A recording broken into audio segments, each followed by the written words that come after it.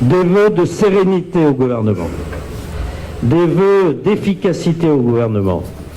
On peut avoir le sentiment, ce début d'année, que l'équipe est un peu sur la défensive sur un certain nombre de sujets.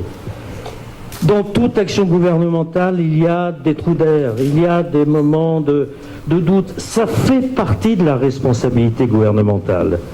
Mais la seule réponse est évidemment de passer à la vitesse supérieure et de repasser à l'offensive sur l'emploi, la lutte contre la précarité, sur un grand plan de qualification de la jeunesse, en tenant compte notamment des conclusions du dernier rapport PISA de 2010.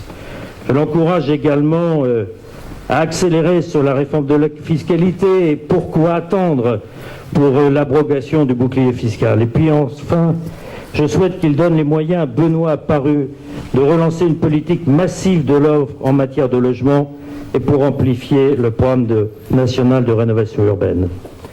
Enfin, des vœux sincères de réussite au président de la République. Je souhaite plus que jamais que le président préside, qu'il fixe le cap sur l'essentiel, au-delà des aléas de la vie politique traditionnelle.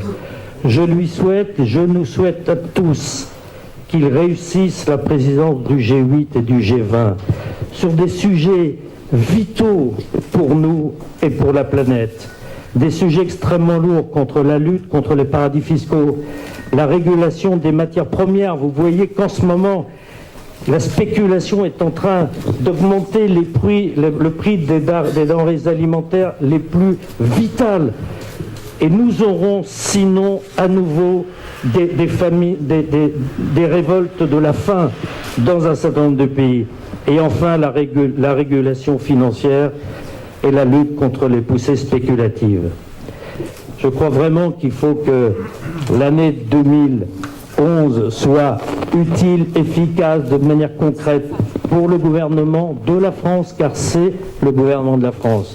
Il faut arrêter la réduction politique de la majorité. De plus en plus, les Français n'entendent plus que l'aile de droite, conservatrice, libérale, sécuritaire de la majorité. Et ça ne suffit pas à rassembler une majorité de Français. Il faut remettre de l'équilibre dans la majorité. C'est pour ça aussi qu'on se bat pour la construction de cette confédération, pour qu'on entende aussi l'aile sociale de la majorité.